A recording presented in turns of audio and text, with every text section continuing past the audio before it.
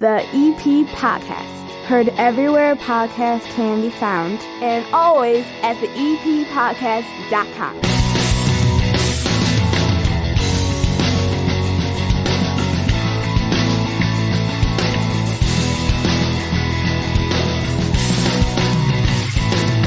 And bellying up to the 9-foot homemade oak bar, pour yourself a cold one. My name is Chris Lanuti. This is the EP Podcast. 30 minutes of good for Evergreen Park and the surrounding area. The regular show comes out each and every Monday. It's always on demand, so if you miss something, don't worry. You can go back. There's great stuff that you may have missed. You can get it anywhere podcasts can be found, and always at theeppodcast.com. And since the high school football season began just a few months ago, head coach Jerry Verde of the Evergreen Park Mustangs has been joining us for Football Friday, an episode that is like a special edition.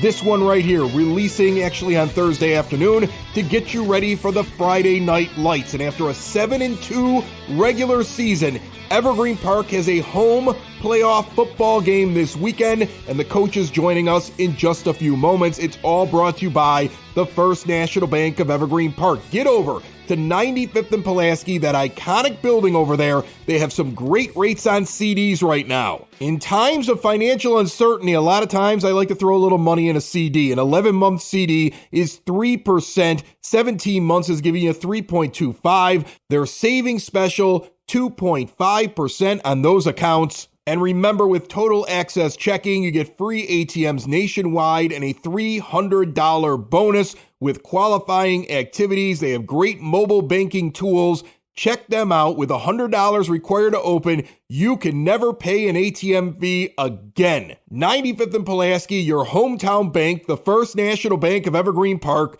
member FDIC. On Friday, October the 28th, you have a choice. Go see the Evergreen Park Mustangs, 6 p.m. kickoff, or 6 p.m. kickoff of the Halloween parade at 50 Acre Park. Will it even be called that anymore? At 91st and Rockwell, from what I can see on social media, the park is being renamed for former Mayor James Sexton. It may not be known as 50 Acre Park anymore. If you're listening on Thursday afternoon, the 27th at 6 p.m., the ceremony will be held at 91st and Rockwell. And again then on Friday night, you have the Halloween parade. It's only for Evergreen Park residents, children 11 and under. Also remember, trick-or-treating hours in the village are essentially the end of school, 3:30 p.m. until 7 p.m. this Monday, October the 31st. As for the 2022 road resurfacing project, by the time you're listening to this, everything should be basically done. All the asphalt should be down. The village has a punch list. They are making sure everything gets put back exactly the way that it should be put back, and they will not be closing the contract until everything is right again in the southwest quadrant. But the worst seems to be over. And remember, we are in the middle of the Evergreen Park Youth Department's annual coat drive. Make winter a little warmer for someone in need. Donate your coat between now and November the 30th. Community Center, 3450 West 97th Street, room 105, or over at the Village Hall, 9418 South Kedzie Avenue. They're looking for new or clean used condition. So much more coming up in the month of November. Once Halloween weekend is over, we will cover it all. And Frank Murray from the Evergreen Park Library will be on the next episode that posts Monday, anywhere podcasts can be found, and always at theeppodcast.com.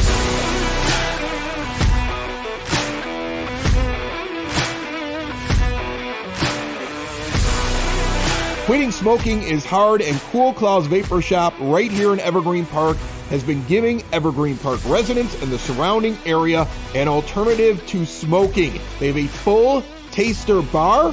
They have great CBD products. They have a knowledgeable staff. They're local. And as they've told us here before on the EP podcast, they're not looking to get somebody started on vaping. They're looking for a way to get smokers off of cigarettes. Check out all that they're about at coolcloudsvapor.com, or stop in and see Reed, Bridget, and the rest of the staff over at 3837 West 95th Street in Evergreen Park.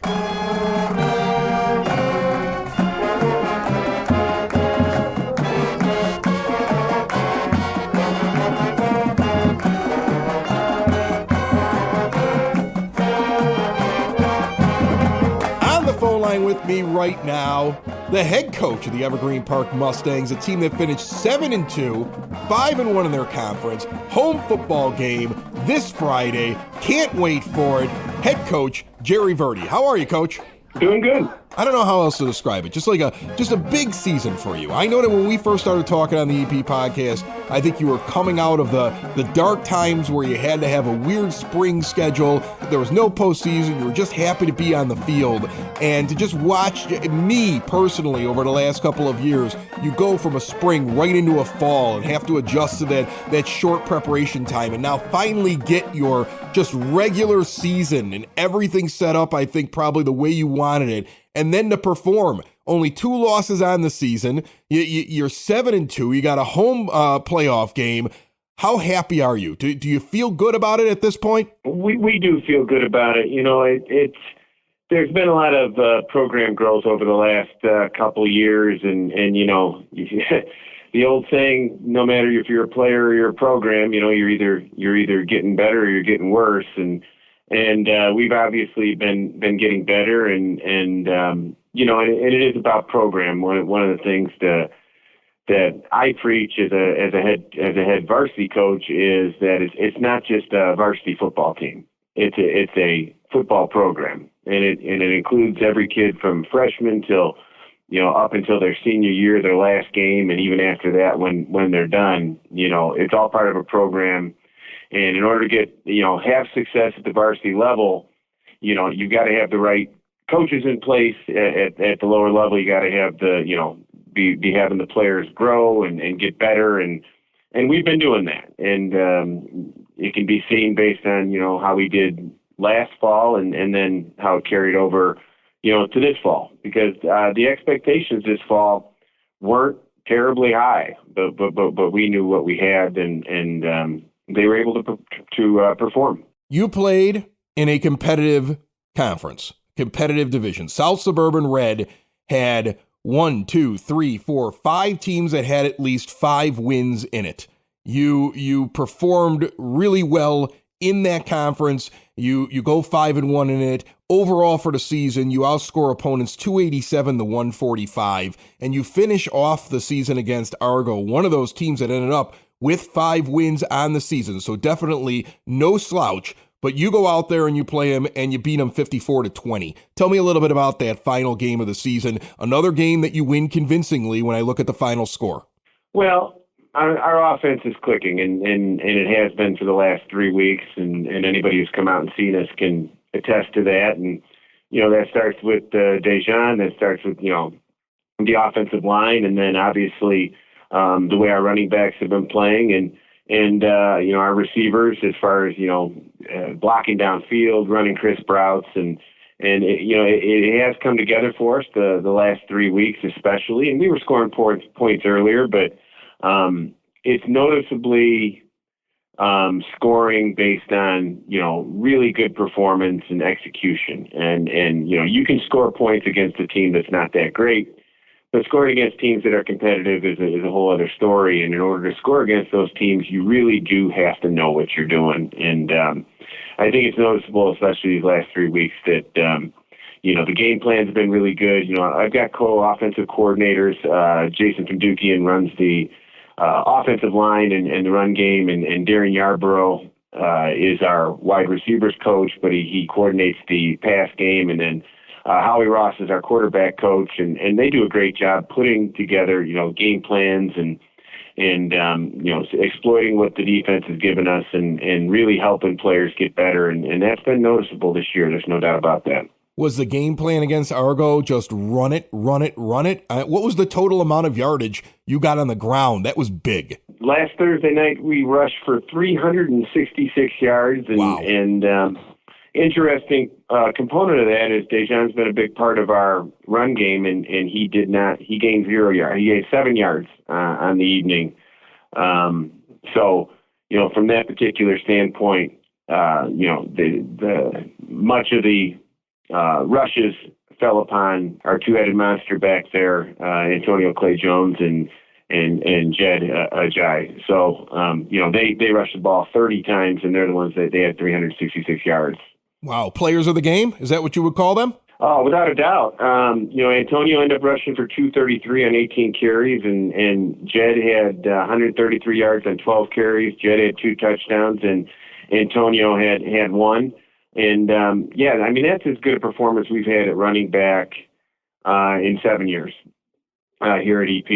And it was really, really, it was great to see. You talk about decision making, and running the ball is also full of decisions. Where do you cut? Do you read the block? And they were able to do that. They've got great acceleration, and they're difficult to tackle. All right, let's take a look at the first round opponent. You have a home game happening this Friday night, the 28th, 6 p.m. in Evergreen Park. I expect Evergreen Park to get out and support their hometown team in the first round of this postseason. You're taking on Comer, and the only opponent, you actually have an opponent that you both faced this year. I looked this up, okay? So they took on Carver, you took on Carver. They beat Carver, who's in their conference, 26-20, and as I look back at what Evergreen Park did against Carver, 49-8. Do you take anything from that going into this game? It's hard to take things from the beginning of the season and translate them to a week 10. You don't know how a team has grown. You don't know. Some teams get better, some teams get worse. We think we've improved vastly from the beginning of the season. So there's a lot of variables, in there that, are hard to wrap your mind around. But, we feel good about where we're at going into Friday. We have respect for Comer. We've seen them on film. They've got a couple really, really talented players. They know what they're doing on offense. They run some option. They throw the ball deep. It's obvious that they're well coached, and from that standpoint, from a defensive perspective, there is a bit of a challenge there. And then, offensively, they've had success too. We know we have a very strong run game, and hopefully we're able to execute that, on Friday night. From the beginning of the season, I remember the first thing that you talked about that you lauded on your team was your line play, your offensive line, your defensive line, but your line play. And then as the season went on, you start talking about your quarterback and his performance and how he's really come along. And now here in the last game of the regular season, the run game explodes for this huge game from your running back. So at this point, it would be hard for me to say that you don't have everything clicking right now, and that this would be exactly where you want to be heading into a postseason. Yeah, and it's a progression. It's a progression through the season, and it's something that myself, this is my 16th year as a head coach that I've experienced. You end up learning the hard way that your team has to improve week to week. You need to be, that big improvement that comes between week 1, week 2, week 3. And then, you can't go stagnant. It has to be an improvement, from there. And especially later in the season, that's really been a huge emphasis for us to push harder, to not be complacent. And, and the one thing that this team, has really understood is that victories are earned. You don't show up on Friday, flip a switch, and then hope to win. And, a lot of people have talked, and we've talked about, that TF South game. TF South, finishes, 3-6 or whatever they finished, and they beat us. And, why did they beat us? Well, they beat us because we didn't earn the victory that week. And I've talked to people about the importance of that game. Yeah, we could have been 8-1, but you know what? We could have also won that game and then struggled our last 3. And because we lost that game, we were able to be refocused and really understand what it takes, in varsity high school football in Illinois, what it takes to be successful when you're playing good teams. And for the last 3 weeks of the season, we played good teams and were able to be successful. So we were able to carry that through and improve. And that's what it's all about. And then even when you get to the playoffs, if you expect to have any kind of success in the playoffs, you need to be better week 10 than you were week 9, and you need to be better week 11 than you were week 10. And, from that particular standpoint, we feel good. We really do. As an interviewer, I'm tempted to ask you simply, how far can this team go? Are they a threat? But I know what you're going to do is tell me it's one game at a time. So instead, what I want to ask you is... You know the answer then. I already know what you're going to say. So instead, what I want to ask you is, what does your team have to do? What do you have to see in your players here now in the postseason that will propel them deep into the postseason? What are you looking for? Continued growth. I mean, that's what has to happen. You have to be able to continue to add as the season goes on. And, in the past, there's been times where we get to week 8, week 9, and whether it's because of injuries or whatever the case may be, like, for instance, the offensive plays, sometimes you have to pare them down instead of adding things. Defensively, sometimes you have to keep things really simple because you're at a point that that's all you can do. And for us to be able to be successful, we can't do that. We have to be able to add on both sides of the ball and on special teams as the season goes on because, each time you get past the week in the playoffs, whoever you face next is going to be better. That's just the way it always is. And if you're not better, you're not going to beat them. And so that's what we need to do in order to be able to get past the round one of the playoffs and to be potentially successful in rounds after that. Evergreen Park, the Mustangs taking on Comer at home Friday night, the 28th, 6 p.m. start. Get out there, Evergreen Park, and cheer on your Mustangs as they hopefully start off a deep run into the postseason. They continue to get better each and every week. Head coach Jerry Verde has got his team clicking heading into the postseason. And, Coach, good luck to you this weekend and throughout the postseason. We will talk to you next week. I appreciate it, Chris. Thank you. Another show is wrapped up. Another show's in the books. Another show is wrapped up. And then by the looks, it's going to be a good one. And we'll see you next week. And the nudist basement.